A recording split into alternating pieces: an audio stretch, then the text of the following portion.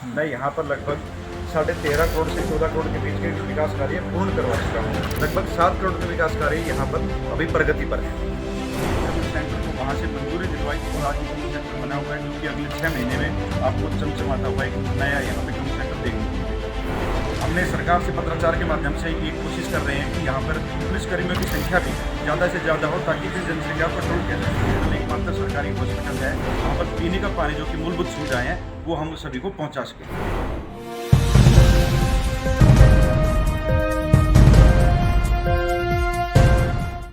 नमस्कार, मैं रमाकांत उपाध्याय नव समाचार से आज हम फर्रुखनगर में खड़े हुए हैं। फर्रुखनगर की स्थिति जानने के लिए आज हमारी टीम यहाँ पर पहुंची है।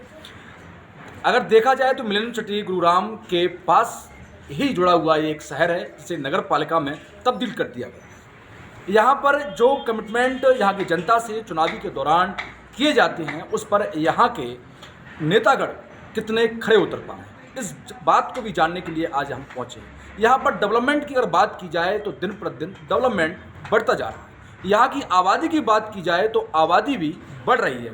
तो जहाँ आबादी बढ़ती है और जहाँ पर सारी सुख सुविधाएँ बढ़ती हैं, तो साथ साथ में क्राइम भी बढ़ता रहता है। तो इस चीज़ पर कंट्रोल कितना हो रहा है, ये भी हम जानेंगे। हमारे साथ में आज यहाँ के चेयरमैन सुमन त्रिपाठी, उनके प्रतिनिधि हमारे साथ में जुड़े हुए हैं। उनसे हम चर्चा करेंगे कि आज यहाँ पर कितना डेवलपमेंट कर चुके हैं। यादव जी, आपका बहुत बहुत स्वागत है। बहुत बहुत धन्यवाद जी। यादव जी, मुझे आप बताएं कि यहाँ पर जितना डेवलपमेंट हो रहा है और जो आपको फंड रिलीज़ किया जाता है सरकार की तरफ से, वह आपने यहाँ की जनता पर कितना लगा दिया है। उन्होंने आशीर्वाद के रूप में आपको जिताया, परंतु आप उनको प्यार में कितना वापस कर रहे हैं। देखिए, ये आज से लगभग 3 वर्ष पहले यहाँ पर चेयरमैन का इलेक्शन हुआ था, जिसमें लोगों ने मुझे भरपूर प्यार और आशीर्वाद दिया था। उस समय से लेकर आज तक मैं यहाँ पर लगभग 13.5 करोड़ से 14 करोड़ के बीच के विकास कार्य पूर्ण करवा चुका हूँ और लगभग 7 करोड़ के विकास कार्य यहाँ पर अभी प्रगति पर हैं। तो अब जैसे अब देखा जाए, जो अनाउंसमेंट होता है, जो सीएम अनाउंसमेंट होता है, उसमें से आपको फंड की कोई सरकार की तरफ से रुकावट हो या अब आपको पैसा नहीं मिल पा रहा हो, आप पत्राचार करते रह रहे हो, ऐसा भी कई जगह होता है। आपके साथ में क्या ऐसा है? नहीं, हमारे यहाँ पर ऐसा नहीं है। हमारे यहाँ पे जो फंड है, फंड की हमारे यहाँ पर काफ़ी अच्छी मौजूदगी रहती है हर समय ही, और सरकार की तरफ से भी सीएम अनाउंस के तौर पर भी मैं 5 करोड़ रुपए ले चुका हूँ और डी प्लान के माध्यम से लगभग 3 करोड़ रुपए हम माननीय इस हिसाब से ले चुके हैं जी विकास कार्य से। आप ने यहाँ पर जो वादे किए थे चुनाव के दौरान जो जनता से कि हम लोगों के लिए यहाँ पर फायर स्टेशन लाएंगे, स्टेडियम बनाएंगे, उस पर आपने क्या किया अभी तक? देखिए, सबसे पहले तो वायदा जो मैंने किया था लोगों से, वो एक कम्युनिटी सेंटर का विकास का वादा किया था, जो कि आपके बराबर में यहाँ पर विकास निर्माण कार्य चला हुआ है। क्योंकि फर्रुखनगर एक बहुत बड़ा आबादी का क्षेत्र है, गरीब लोग यहाँ पर रहते हैं, तो यहाँ पे कोई भी कम्युनिटी सेंटर नहीं था। मैंने कम्युनिटी सेंटर यहाँ पर जो फाइल काफ़ी वर्षों से 2015 से पुरातत्व विभाग में पड़ी हुई थी, उसको निकलवाने का काम किया और इस कम्युनिटी सेंटर को वहाँ से मंजूरी दिलवाई और आज ये कम्युनिटी सेंटर बना हुआ है, जो कि अगले 6 महीने में आपको चमचमाता हुआ एक नया यहाँ पे कम्युनिटी सेंटर देखने को मिलेगा। तो बात की आपने स्टेडियम की, तो स्टेडियम के लिए हमने पत्राचार किया। माननीय विधायक जी ने स्टेडियम के लिए हमें यहाँ पर ज़मीन जो हमारी नगर पालिका की ज़मीन थी, उसमें लगभग 6 से 7 एकड़ ज़मीन में विधायक जी ने उसमें GMDA से लगभग 12 से 13 करोड़ रुपये मंजूर करवाए हैं पिछले सप्ताह सीएम साहब से। लोगों की जो मूलभूत सुख सुविधाएँ होती हैं, जैसे कि सफाई है, शिक्षा है और स्वास्थ्य, तो इसमें आप कितना लोगों के लिए क्या कर पाए? सफाई की व्यवस्था मैं बताऊं, जनसंख्या के हिसाब से हमारे पास लगभग 50 कर्मचारी हैं, जो कि बहुत ही कम है। इसके लिए मैंने सरकार से पत्राचार किया, तो सरकार ने मुझे एक रोड के लिए जो साफ़ करने की रोड स्वेपिंग मशीन होती है वो दी है पत्राचार करने से। और माननीय NGT कोर्ट का भी आदेश है कि सड़कों पर जो सफाई होती है वो मशीन से की जानी चाहिए, तो मशीन हमें मिल चुकी है। मशीन से सफाई कार्य दिन रात चलता है, रात के समय मोस्टली सफाई कार्य चलता है। और सरकार से हम आगे भी डिमांड करते हैं कि जितना भी जनसंख्या के हिसाब से हमें कुछ कर्मचारी बढ़ाने का भी मौका दिया जाए। लूट खसोट भी, चोरी चपाटी भी, यहाँ पर क्राइम बढ़ रहा है, उसके लिए आपने क्या किया? बीते दिन कुछ समय पहले मैंने ही यहाँ की एक कंप्लेंट दी थी सीएम विंडो पर और ट्विटर के माध्यम से सीएम साहब को कि यहाँ पर जो बैटरी चोरी हो रही है उसके लिए नगर पालिका क्या कर पा रहा है, और नगर पालिका की ही वो सफाई की गाड़ियाँ थी। देखिए, आपने बात की तो विकास और विनाश में कुछ चीज़ें समकक्ष होती हैं।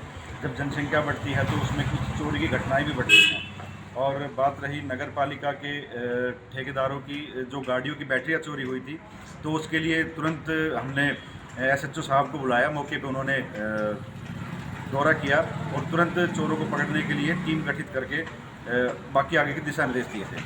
और जब आदमी जनसंख्या बढ़ती है तो चोरी तो डेफिनेट होती है, लेकिन हमने सरकार से पत्राचार के माध्यम से ये कोशिश कर रहे हैं कि यहाँ पर पुलिसकर्मियों की संख्या भी ज़्यादा से ज़्यादा हो, ताकि इस जनसंख्या को कंट्रोल किया जा सके। स्वास्थ्य को लेकर पिछली बार भी आपने एक हॉस्पिटल के बारे में चर्चा की, उस पर अभी कितना कार्यरत है, क्या काम क्या हुआ उसमें? देखिए, स्वास्थ्य के विषय में यहाँ पर सरकारी हॉस्पिटल, एकमात्र सरकारी हॉस्पिटल है जिसका निर्माण कार्य जो कि 50 बेड का है और जो कि पूरा चला हुआ है। लगभग 3 से 4 महीने में यहाँ पर सभी सुविधाएं स्टार्ट हो जाएंगी, शुरू कर दी जाएंगी। और ये 50 बेड का है। सरकार से हम आगे भी पत्राचार करेंगे कि इसको 150 बेड का किया जाए। जी, इसके साथ में एक और मेरा प्रश्न है आपसे कि पानी की समस्या को लेकर दिन प्रतिदिन लोग बाग यहाँ परेशान हैं और चर्चाओं में भी फर्क नजर आ रहा है, तो उस पर नगर पालिका कितना कुछ कर पा रहा है? और यहाँ की जनता अगर देख रहे हैं कि जनसंख्या बढ़ रही है, तो उसके हिसाब से यहाँ पर जो पीने का पानी है उसके लिए आप क्या कर रहे हैं? देखिए, मैं आपको बताना चाहता हूँ कि नगर पालिका जो पानी पीने के पानी की वो है, तो इसको पब्लिक हेल्थ जो कि एक अलग विभाग है वो देखता है, लेकिन हम उससे कोऑर्डिनेट करते हैं हर समय। और आज जितने भी पुराने यहाँ पे बोरवेल थे उन सभी को ख़त्म कर दिया गया है, क्योंकि पानी की गुणवत्ता नहीं बची थी। तो पूरे फरुखनगर में आज नहरी पानी दिया जा रहा है, ट्यूबवेल का कोई पानी नहीं दिया जा रहा है। और हम कोशिश करेंगे आगे भी कि जितनी भी कॉलोनियाँ यहाँ पर बसी हुई हैं, चाहे वैध हो चाहे अवैध हो, वहाँ पर पीने का पानी जो कि मूलभूत सुविधाएं हैं वो हम सभी को पहुँचा सकें। मेरा आपसे अंतिम प्रश्न और है इसी के साथ में कि जिस प्रकार से यहाँ पर आबादी बढ़ रही है उसके साथ में यहाँ पर प्लॉटिंग की जा रही है, अवैध निर्माण हो रहा है, उस पर ऐसा चल रहा है, तो आपने सरकार से कितनी कॉलोनियों पर यहाँ पर अप्रूवल मिल चुका है जिस पर लोग आ रहे हैं, और कितने यहाँ पर फर्जी हैं? कुछ कोई आंकड़े हैं ऐसा आपके पास में? देखिए, आपने बात की अवैध कॉलोनियों की, तो फरुखनगर में अवैध कॉलोनियाँ काफ़ी मात्रा में पहले ही काटी जा चुकी हैं।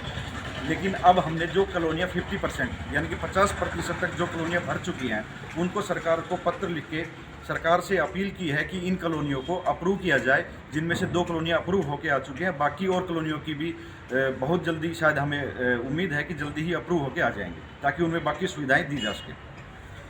स्वास्थ्य को लेकर एक मेरा और प्रश्न है कि जिस प्रकार से कोरोना काल में आपने जनता की यहाँ सेवा की, फिर तीसरी बार फिर ओमिक्रॉन बढ़ रहा है, आज देश के अंदर 200 से अधिक पार हो चुका है केस, तो उसके लिए आप यहाँ पर लोगों को जागरूक कैसे कर रहे हैं और स्वास्थ्य की व्यवस्थाएं क्या बना पा रहे हैं? देखिए, ओमिक्रॉन जो कि दिनों दिन बढ़ता जा रहा है, इसके लिए हमने पूरे फरुखनगर में फॉगिंग शुरू करवा दी है और लोगों से, अपने कर्मचारी, नगर पालिका कर्मचारी के माध्यम से लोगों को अवेयरनेस करवा रहे हैं। नुक्कड़ नाटक के माध्यम से भी हम कोशिश कर रहे हैं कि लोगों में अवेयरनेस करवाई जाए और मास्क का प्रयोग करने की हम सलाह दे रहे हैं लोगों को। जो मास्क नहीं लगा रहे हैं उनका चालान काटने की भी हम लोगों से अपील कर रहे हैं। लेकिन हमारा मकसद चालान काटना नहीं है, लोगों में अवेयरनेस लाने का है, ताकि चालान के डर से लोग भीड़ भाड़ वाली जगह में जाकर मास्क का प्रयोग करें, शारीरिक दूरी का प्रयोग करें। धन्यवाद। हमारे साथ में संदीप यादव जी मौजूद थे, जिस प्रकार से उन्होंने बताया कि फरुखनगर की जो समस्या है उस पर लगभग वो खड़े उतर रहे हैं। सरकार की तरफ से उनको फंड भी रिलीज़ आसानी से किया जा रहा है और यहाँ पर जो स्वास्थ्य को लेकर जो समस्या हैं उस पर भी उन्होंने 50 बेड की पहले मांग थी, बेड वो हॉस्पिटल बन के तैयार है, कुछ दिनों में यहाँ पर लोगों को सुख सुविधाएँ मिलने लगेंगी। आगे भी उन्होंने बताया कि 150 बेड के लिए वो अपील की है कि बढ़ाया जाए, क्योंकि दिन प्रतिदिन यहाँ पर जनता बढ़ रही, मतलब यहाँ की जनसंख्या जो बढ़ रही है, साथ में अवैध निर्माण की बात है, तो भ्रष्टाचार कहीं ना कहीं अप से डाउन होता है, तो ये मामला बड़ा है। इस पर हम पूरी कड़ी के लिए फिर दोबारा से लोगों के बीच में जाकर इस पर चर्चा करेंगे, लोगों से बात करेंगे, तभी इसका सत्यापन हो पाएगा। तब तक के लिए देखते रहिए नव समाचार, बेबाक खबर हर समय।